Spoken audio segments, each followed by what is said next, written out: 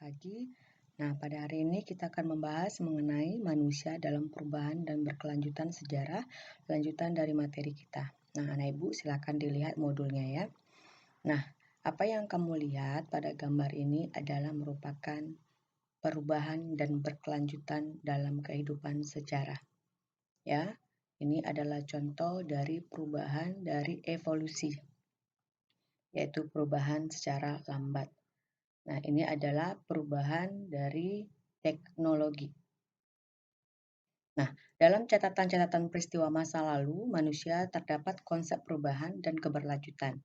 Nah, keberlanjutan atau perubahan dapat dikatakan sebagai gejala yang biasa terjadi dalam setiap masyarakat atau manusia. Cepat atau lambat, manusia atau masyarakat akan mengalami perubahan. Nah, perubahan dalam masyarakat akan terus berlangsung seiring dengan perjalanan waktu. Nah, sebagaimana yang kita lihat ini ya. Nah, perubahan dalam sejarah. Perubahan ini dapat diartikan sebagai aspek kehidupan yang terus bergerak seiring dengan perjalanan kehidupan manusia dan membuat perbedaan. Perubahan dapat terjadi secara cepat atau sering kita sebut revolusi maupun lambat atau evolusi. Arah perubahan dibedakan atas keadaan yang lebih baik atau progres dan keadaan yang lebih buruk atau regres. Nah, evolusi. Evolusi adalah perubahan-perubahan sosial yang cukup terjadi dalam proses lambat dan dalam waktu cukup lama. Contohnya, evolusi masyarakat tradisional ke modern. Nah, ini memakan waktu yang cukup lama ya. Lalu revolusi. Perubahan revolusi adalah perubahan yang berlangsung secara cepat dan tidak ada kehendak atau direncanakan sebelumnya. Contoh revolusi industri yang terjadi di Perancis maupun di Inggris. Heraklitus mengatakan pantarei, artinya tidak ada yang tidak berubah, semuanya mengalir, masyarakat sewaktu-waktu bergerak dan berubah.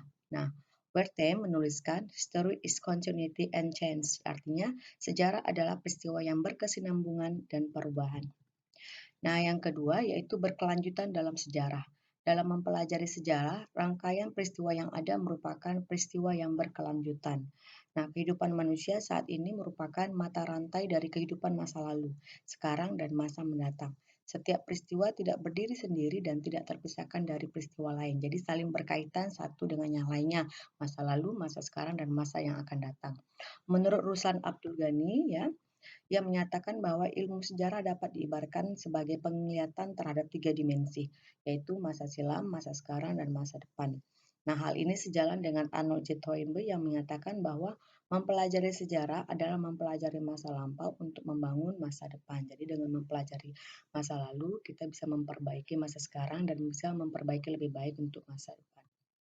Nah, selain membahas manusia atau masyarakat, sejarah juga melihat hal lain yaitu waktu. Waktu menjadi konsep penting dalam ilmu sejarah. Sehubungan dengan konsep waktu dalam ilmu sejarah, menurut Kunto Wijoyo meliputi perkembangan, keberlanjutan, kesinambungan, pengulangan, dan perubahan. Ya. Contoh konsep keberlanjutan adalah Wangsa Sailendra ya pada kerajaan Mataram ya. Jadi ada dua wangsa yaitu Sanjaya dan Sailendra. Jadi Wangsa Sailendra itu berkuasa di Jawa selama sekitar 250 tahun. Nah, konsep keberlanjutannya itu sebagai garis lurus hingga terjadi perubahan gambaran. Nah, ini keberlanjutan gambarannya. Nah, ini adalah perubahan digambarkan dengan zigzag. Nah, kita akan membahas dulu konsep keberlanjutan, contohnya Wangsa Sailendra ya. Ini dia Wangsa Sailendra. Nah, pada awal masyarakat Mataram itu ada dua dinasti. Yang pertama adalah dinasti Sanjaya, lalu mereka memasuki dinasti Sailendra. Nah, ini adalah keberlanjutan dan perubahan dalam satu waktu. Nah, perubahan dan keberlanjutan dapat kita ketahui dengan membandingkan dua atau lebih peristiwa atau keadaan. Nah, ini dia tadi ya pada masa dinasti Sanjaya dan Sailendra pada masa kekuasaan Mataram kuno. Nah, selain itu, perbandingan juga dapat dilakukan antara dua atau lebih peristiwa masa lalu dan peristiwa masa kini. Contohnya, untuk mengetahui perkembangan bahasa Indonesia, kita dapat membandingkannya pada masa kebijakan kolonial Belanda, pendudukan Indonesia, pendudukan Jepang, dan pendudukan nasional. Nah, itu dia. Nah, juga dapat kita bandingkan dengan perkembangan pada masa kebangkitan nasional dengan masa sekarang. Nah, periodisasi adalah cara untuk menandai perubahan dan keberlanjutan dalam sejarah. Periode sejarah ditentukan oleh perubahan penting. Adapun keberlanjutan menghubungkan periode-periode sejarah dapat kita lihat dari contoh periodisasi sejarah dari zaman prasejarah sebelum abad keempat ya. Itu kalau kita kenal dengan zaman batu. zaman Hindu-Buddha dengan masuknya pengaruh Hindu-Buddha, zaman perkembangan Islam pada abad ke-7 berkembang, kolonialisme Belanda, Jepang, kemerdekaan sampai kemerdekaan yaitu Orde Lama, Orde Baru, dan Reformasi. Nah, itu adalah contoh periodisasi sejarah Indonesia. Nah, ini adalah contohnya ya. Nah, jadi itulah sejarah sebagai dalam perubahan dan keberlanjutan.